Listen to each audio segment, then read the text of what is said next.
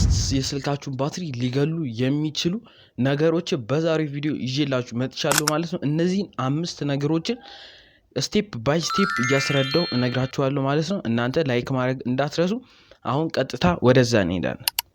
በመጀመሪያ የምንሄደው ስልካችን ከሚገሉ ዋነኛው የምናየው አንደኛ ብራይትነስ ነው። ብራይትነስ ስንል ስልካችሁን ብራይትነስ አብርታችሁ እስከ 100 ፉል አድርጋችሁ ማለት ነው እዛ ላይ ስትሄዱ ያ ባትሪያችሁ እያደከመ ይሄዳል።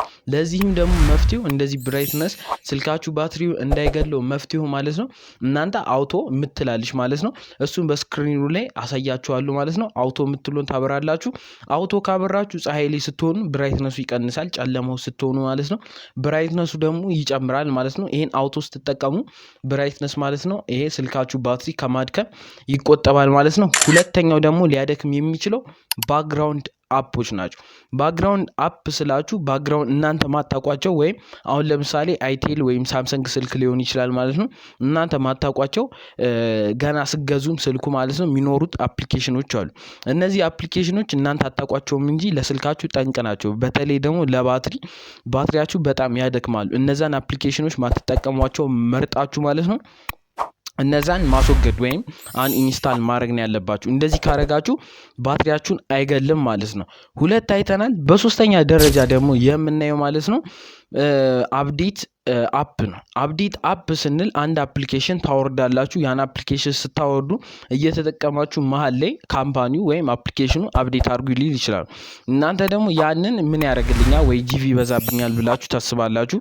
እንደዛ ስታስቡ አፕዴት አታረጉትም ማለት ነው። ይሄ ግን ባትሪያችሁን ለመግደል በጣም ይመቸዋል። ምክንያቱም አፕዴት ስታደርጉ ብዙ ነገሮች ይለወጣሉ። የዳታ ዩሴጁ ማለት ነው ዳታ ዩሴጅ ባትሪ የሚወስደውን እየቀነሰ ነው የሚመጣው።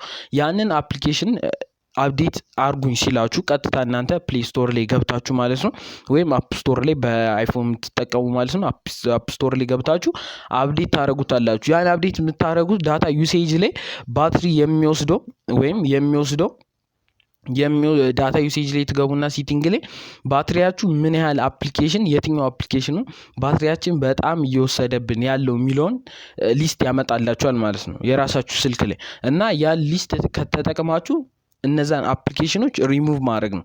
ወይም ሪሙቭ ማድረግ ማትችሉ ከሆነ ደግሞ አፕዴት ማድረግ ነው ማለት ነው እንደነገርኳችሁ። ይሄ ሶስተኛው ነው ባትሪያችሁን እንዳይገልባችሁ ወይም እየገደለባችሁ ስታክ እያደረገ በተለይ ደግሞ ለቴክኖ ስልኮች ማለት ነው። አራተኛው ደግሞ የምናየው ማለት ነው ሎኬሽን ነው።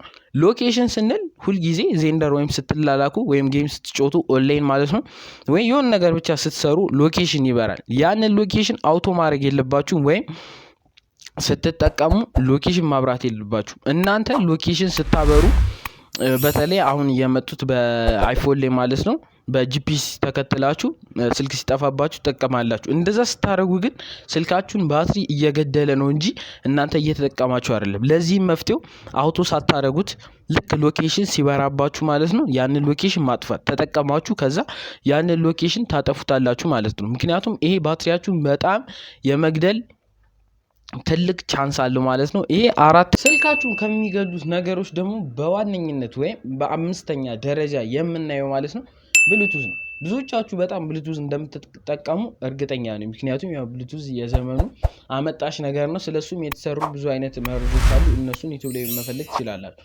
ወደኛ ጉዳይ ስንገባ እንዴት ባትሪያችሁን ይገላል ወደሚለው ስንመጣ እናንተ ብሉቱዝ የተለያዩ ብሉቱዞች አሉ ማለት ነው። ትናንሽ እስከነ ኤርፓድ የኤርፎኖችም አሉ።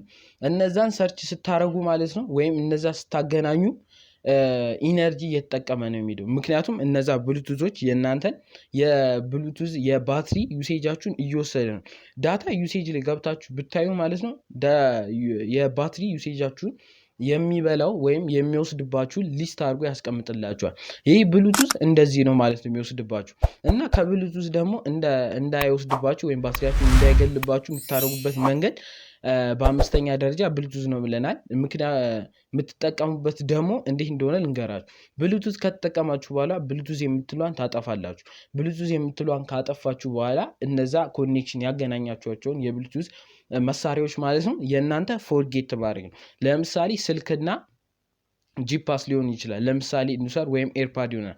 ኤርፓድ ላይ እንግዲህ ፎርጌት ማድረግ ስለማይችል ስልካችሁ ትገቡና አምፔር ፔር የምትሉ አለች አይደል ለማገናኘት ማለት ኮኔክት አምፔር ማድረግ ነው። አምፔር ስታደርጉ ከዛ ዲቫይስ ጋር ማለት ነው እናንተ ስትፈቅዱ ብቻ ነው ኮኔክት የሚሆነው ማለት ነው። የዛኔ ባትሪያችሁ ሊገል አይችልም።